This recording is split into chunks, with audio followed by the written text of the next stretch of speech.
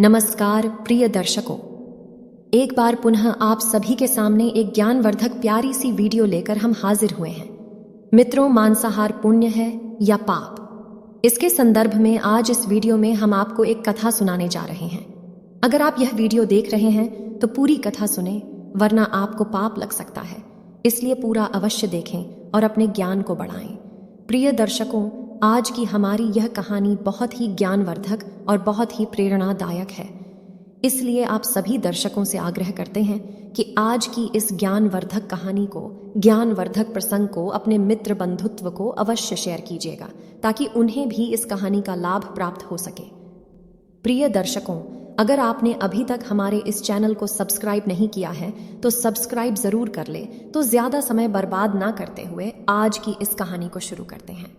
यह बात उन दिनों की है जब भगवान श्री कृष्ण अपने बालपन में थे। एक बार जब श्री कृष्ण एक पेड़ के नीचे बैठे बांसुरी बजा रहे थे, उस तरफ एक हिरन दौड़ता चला आया और उनके पीछे जाकर छुप गया। वह हिरन बहुत ही घबराया हुआ था। भगवान श्री कृष्ण ने उसके सिर पर हाथ फेरते हुए कहा, क्या हुआ, तुम क्यों छुप रहे हो? उसका पीछा करते हुए एक शिकारी भी वहां आ पहुंचा और बोला, यह मेरा शिकार है, इसे मुझे दे दो, इस पर मेरा अधिकार है। तब भगवान श्री कृष्ण बोले, हर जीवित जीव पर उसका खुद का अधिकार होता है, ना कि किसी और का। अब वह शिकारी क्रोध में बोला, यह मेरा शिकार है, इसे मैं पका कर खाऊंगा। तब भगवान श्री कृष्ण बोले, किसी भी जीव को मार कर खाना पाप की श्रेणी में आता है। क्या तुम पाप के भागी बनना चाहते हो? मांसाहार पुण्य है या पाप? क्या तुम धर्म को नहीं जानते? तब वह शिकारी बोला, मैं तुम्हारे जितना शिक्षित तो नहीं कि जो यह जानूं कि मांसाहार पुण्य है या पाप, पर मैं यह जानता हूं कि जीव को मारकर खाना, इसमें कोई हर्ज नहीं। मांसाहार से एक तो वह जीव को जीव बंधन से मुक्त कर रहा है, फिर क्यों मांसाहार से मना किया जाता है? मांसाहारी होने को क्यों नहीं कहा जाता? वैसे भी मैं इसको मारकर नीच योनि से मुक्ति कर पुण्य ही कमा रहा हूं, फिर इस पर पाबंदी क्यों? इसे तो प्रोत्साहित करना चाहिए। जहां तक मैंने सुना है, जीव हत्या तो शास्त्रों में भी बताया गया है। राजा लोग शिकार किया करते थे। ऐसे तमाम तर्क देते हुए श्री कृष्ण से पूछा कि फिर क्यों यह मांसाहार गलत है और पाप की श्रेणी में आता है? आप ही बताइए, मांसाहार पुण्य है या पाप? भगवान श्री कृष्णा समझ गए कि इसकी बुद्धि मांस खाने के कारण तामसिक हो गई है और उसने सोचने और समझने की बुद्धि भी खो दी है। फिर भगवान श्री कृष्णा बोले, इस अंतहीन विषय पर पहले मैं कोई राय नहीं दूंगा। मेरी इस छोटी सी कथा सुनने के बाद तुम ही उत्तर देना कि मांसाहार पुण्य है या पाप, और तुम्हें मांस खाना है या नहीं। वह शिकारी सोचने लगा कि इसमें मेरा तो कोई घाटा नहीं है, कथा को मैं सुन ही लेता हूं, मेरा मनोरंजन भी हो जाएगा और बाद में मुझे इसका मांस भी मिल जाएगा। तो भगवान श्री कृष्ण ने अपनी कथा आरंभ की। एक बार मगध में खाद्य संकट खड़ा हो गया तो अन्न का उत्पादन कम हो गया। राजा को चिंता हुई कि यदि इस समस्या का शीघ्र निदान नहीं किया गया तो संरक्षित अनाज कोष भी खत्म हो जाएगा और संकट भीषण हो जाएगा। तो सम्राट ने अपनी राज्यसभा में पूछा, देश की खाद्य समस्या को सुलझाने के लिए सबसे सस्ती वस्तु क्या है? मंत्रीगण सोच में पड़ गए। चावल, गेहूं, आलू इत्यादि पदार्थों को उगाने के लिए बहुत श्रम करना पड़ता है। वह तभी प्राप्त होते हैं जब प्रकृति का प्रकोप ना हो। ऐसे में तो कुछ सस्ता हो ही नहीं सकता। तभी शिकार का शौक रखने वाले एक मंत्री ने सोचा कि यही उत्तम अवसर है, क्यों ना अंधाधुंध शिकार के लिए राजा की अनुमति ले ली जाए। उसने सभा में कहा कि मांस ही सबसे सस्ता खाद्य पदार्थ है, इसके लिए धन का खर्च भी नहीं है और पौष्टिक खाना भी मिलता है। सभी सामंतों ने इस बात का समर्थन कर दिया, लेकिन मगध के प्रधानमंत्री अभी भी चुप थे। सम्राट ने पूछा, प्रधानमंत्री, आप चुप क्यों हैं? आपने कोई अनुमोदन नहीं किया, आपका क्या मत है? प्रधानमंत्री ने कहा, मैं यह नहीं मानता कि यह कथन सही है कि मांस सबसे सस्ता पदार्थ है, फिर भी इस विषय पर मैं अपने विचार आपके सामने कल रखूंगा। प्रधानमंत्री उस रात मांसाहार का प्रस्ताव रखने वाले सामंत के घर पहुंचे। सामंत ने इतनी देर रात प्रधानमंत्री को अपने घर आया देखा तो वह घबरा गया। किसी अनिष्ट की आशंका से वह डर गया। प्रधानमंत्री ने कहा, संध्या को महाराज बीमार हो गए, उनकी हालत बहुत ही खराब है। वैद्य ने कहा है कि किसी शक्तिशाली व्यक्ति का थोड़ा मांस मिल जाए तो राजा के प्राण बचाए जा सकते हैं। इसीलिए आपसे योग्य कौन होगा? आपसे मिल जाए तो राजा के प्राण बचाए जा सकते हैं। आप महाराज के सबसे विश्वास पात्र हैं, इसीलिए आपसे योग्य कौन होगा? आप जो भी मूल्य लेना चाहे ले सकते हैं। आप कहें तो इस काम के लिए मैं आपको 1,00,000 स्वर्ण मुद्राएं भी दे सकता हूँ। एक बड़ी जागीर भी आप मांग सकते हैं। बस आप अपनी इच्छा कहें। मैं कटार से आपके हृदय को काट कर बस 2 तोला मांस निकाल लूंगा। यह सुनकर सामंत के चेहरे का रंग फीका पड़ गया। वह सोचने लगा, जब जीवन ही नहीं रहेगा तो 1,00,000 स्वर्ण मुद्राओं से मैं क्या करूंगा, और बड़ी जागीर भी किसी काम आएगी। वह झटपट अंदर भाग और अपनी तिजोरी से 1,00,000 स्वर्ण मुद्राएं लेकर आया। मुद्राएं देकर उसने प्रधानमंत्री के पैर पकड़ लिए और गिड़गिड़ाते हुए बोला, श्रीमंत, मैं आपकी 1,00,000 मुद्राओं में अपनी 1,00,000 मुद्रा और मिलता हूँ। इस पैसे से आप किसी और के हृदय का मांस खरीद लें, किंतु मुझे जाने दें। यह बात किसी और को पता न चले, मैं आपसे आग्रह करता हूँ। प्रधानमंत्री जी यह सब समझ चुके थे। वह उसे थोड़ी और मानसिक पीड़ा देना चाहते थे। प्रधानमंत्री ने आगे कहा, आप शरीर से बलिष्ठ हैं, आपकी कदकाठी महाराज से मिलती जुलती है, इसीलिए राजवैद्य ने खास तौर पर आप ही का नाम लिया है। आपके दान से हमारे अच्छे राजा की जिंदगी बच सकती है। आप कहे तो मैं आपको प्रधानमंत्री का पद देने को तैयार हूं और खुद आपका कर्मचारी बनकर रहूंगा।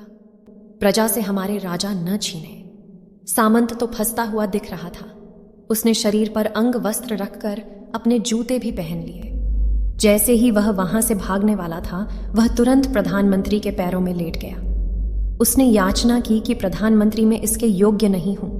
जब प्राण ही नहीं रहेंगे तो प्रधानमंत्री पद का या राजा का सिंहासन भी मिल जाए तो मैं उसका क्या करूंगा।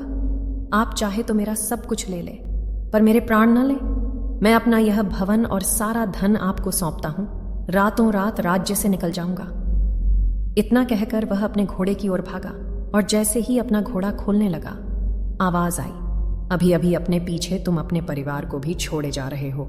सामंत बोला, मेरे प्राण से प्रिया कुछ भी नहीं है। जब जीवन ही न रहेगा तो कुटुंब का क्या करूंगा। जीवन रहा तो ऐसे ही सुखी रहूंगा। इतना कहकर घोड़े पर छलांग लगाकर बैठ भी गया। वह अभी चलने को ही था कि प्रधानमंत्री ने घोड़े की साख पकड़ ली। वह सामंत से बोल भागने की जरूरत नहीं है, आप आराम से घर पर ही रहो, मैं किसी और का प्रयास करता हूं। यह कहकर प्रधानमंत्री वहां से चले गए। प्रधानमंत्री के वहां से जाने पर सामंत के अंदर कुछ जान तो आई, परंतु बैठे नहीं बेचैनी रही। उसकी नींद खराब हो चुकी थी। मुद्राएं लेकर प्रधानमंत्री बारी बारी से सभी सामंतों के घर पहुंचे और सभी से राजा के लिए हृदय का 2 तोला मांस मांगा, परंतु कोई भी राजी ना हुआ।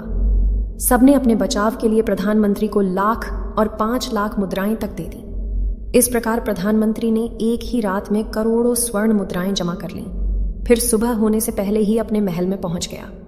अगले दिन राज्यसभा में सभी सामंत समय से पहले ही पहुंच गए। सभी यह जानना चाहते थे कि राजा स्वस्थ है कि नहीं, लेकिन कोई भी किसी से भेद नहीं खोलता था। सबको राजवैद्य की तलाश थी, उनसे ही उन्हें कुछ सूचना मिल सकती थी।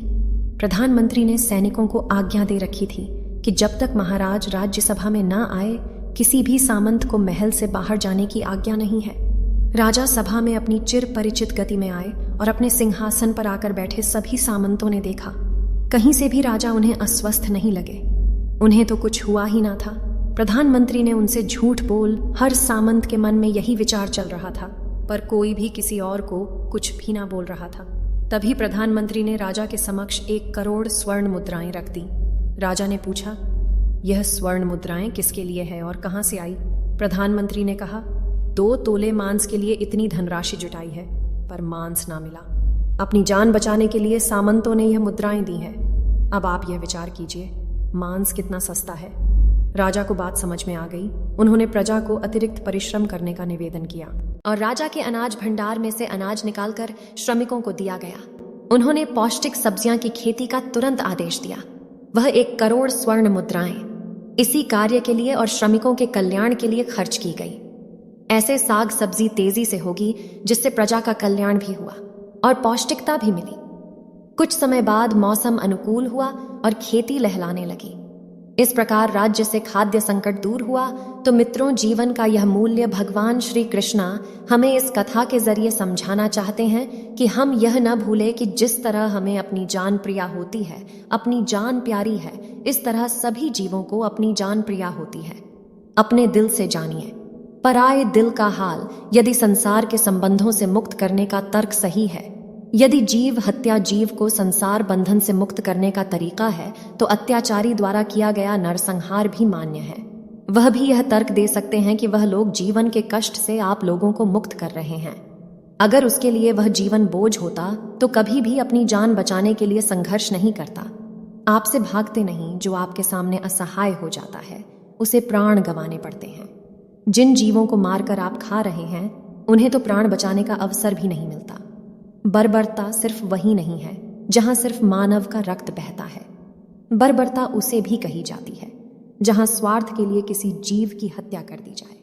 हम अंत समय में जिंदगी भर के पापों के लिए जिंदगी भर सुकर्म करने की कोशिश करते हैं, परंतु हम यह भूल जाते हैं कि जब वह जीव हमारे लिए काटा गया और हमारे लिए तड़प, इसका श्राप हमें इस जीवन में ही नहीं बल्कि अगले जीवन तक नहीं छोड़ता। परमात्मा से यह ज्ञान पाकर शिकारी परिपूर्ण हो गया और उसे ज्ञान की प्राप्ति हो गई, और वह जान गया कि महानता जीवन लेने में नहीं बल्कि जीवन देने में है। शिकारी भगवान के आगे हाथ जोड़कर वहां से चला गया और उसने कसम खा ली कि वह अपने संपूर्ण जीवन में किसी को भी कभी चोट नहीं पहुंचाएगा।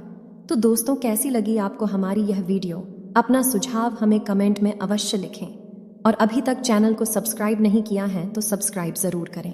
जय श्री कृष्ण।